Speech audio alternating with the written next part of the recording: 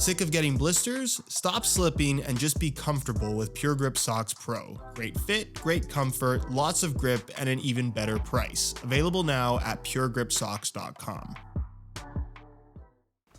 Over the years, there have been plenty of examples of big brands releasing flagship top-end football boots that they would push on us as consumers, but seemingly no professional player ever wore them. And more often than not, the reason for that has been pretty straightforward. The boots just aren't very good. That, however, is not the case with these. Ladies and gentlemen, say hello to the Adidas F50 Plus that I have here in the latest Vivid Horizon Pack colorway. Out of the entire top-end F50 lineup, the Plus model is by far the most tech-forward or progressive, if you want to call it that, in that, of course, it does feature a laceless system, but I think more importantly, has a double Soleplate construction with Light Strike Pro inserts under the forefoot to give you a responsiveness that, quite honestly, you're not going to find from any other football boot other than maybe the Puma Ultra 5 Carbon, but those as a whole have a completely different feel, and you can get all of this technology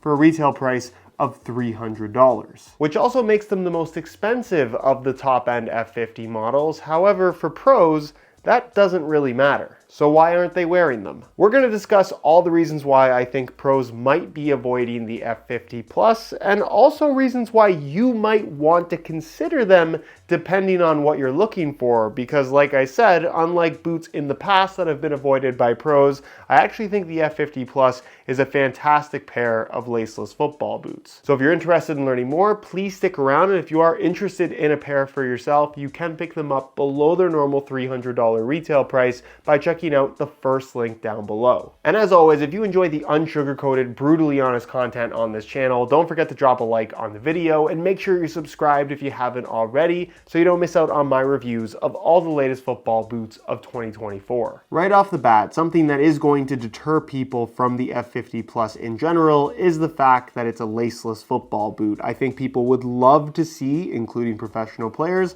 a laced variation of this boot, but as it stands right now, if you're not a laceless football boot person, these probably aren't for you. However, you've probably noticed that the regular laceless F50 Elite has been very popular amongst professional players, so that doesn't really explain why the F50 Plus hasn't had many professional takers. When it comes to retail pairs, I wouldn't really say there's much of a difference in shaping or fit between these two, and certainly when you're talking about big name professional players, they're getting custom fit boots anyway, so even if they are laced or laceless, getting the proper fit isn't really a concern. So why are so many more pros opting for these rather than the F50 Plus? Reason number one, which I think is extremely likely, is the fact that the F50 Plus features a Soleplate construction that is completely different than any other football boot we've ever seen. Nike has their implementation of air zoom into the outsole of the Mercurials. However,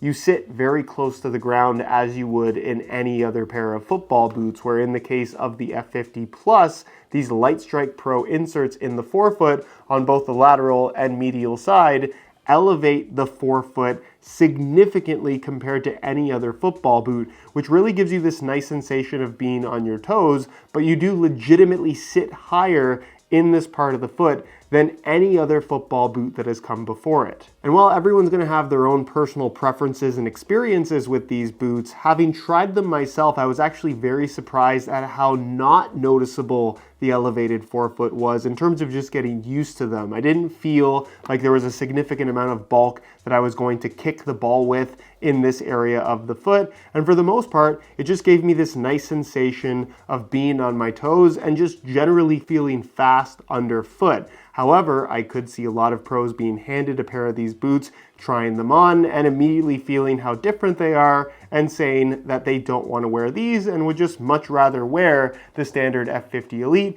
with a much more normal sole plate just for the sake of familiarity. Could a pro footballer get used to this elevated forefoot? Absolutely, but I really think when it comes down to playing this game at a professional level, consistency and familiarity is something that is super important to these guys. So if they don't see any true benefit to this elevated forefoot, which in reality, there's no tangible, measurable performance benefit to it, I don't see why many pros would opt for such a major change when there's such a familiar option available. With the second most likely variable, in my opinion, being the fact that the F50 Plus, as it stands right now, is only available with an FG stud pattern, which is fine for a lot of leagues around the world. Plenty of pros are playing matches with FG layouts, but there's also plenty of pros that require a soft ground stud pattern. And as far as I'm aware, a soft ground variant of this double sole plate with the light strike foam inserts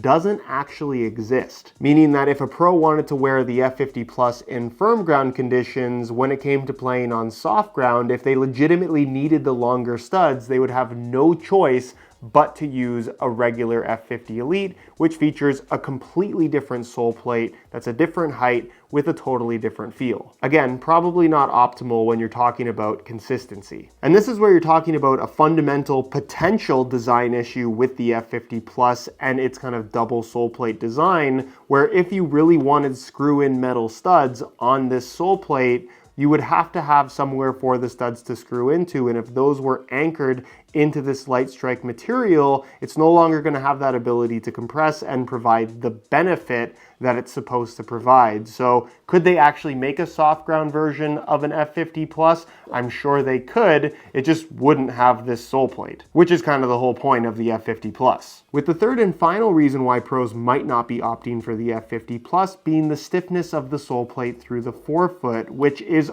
arguably the stiffest design currently on the market. If it's not the stiffest, it's very closely followed by the Puma Ultra 5 Carbon, which is another pair of football boots that has not seen the best reception amongst professional players, where again, so many football boots tend to have a more flexible sole plate. Even when they're marketed as responsive, they're not really going to be as stiff as these are. And again, if you have to go back and forth between an F50 Plus and a regular F50 Elite, this is a sole plate that sits closer to the ground and is just much more familiar in terms of overall flexibility. So the fact that pros have been playing in sole plates very similar to this for such a long time versus transitioning into something that is so drastically different in the F50 Plus, it's just not a change that I think most of them are willing to make. Having said all that, the vast majority of us aren't pro footballers, and when it comes to buying top-of-the-line football boots, whether it's $260 for the regular laceless model or $300 for the F50 Plus, yeah, that's a $40 premium, but if you're going to be spending the money to get a unique and positive experience from your football boots, I genuinely think the F50 Plus is one of the most special football boots currently on the market. Of course, the laceless thing isn't for everybody, but if you like that techie, unique feel to your football boots, I don't think I would personally pick the regular F50 Elite over the F50 Plus. This, as an experience, is truly one of a kind. If you're of the opinion that football boots are boring and brands are getting lazy with their new designs, these are everything but that.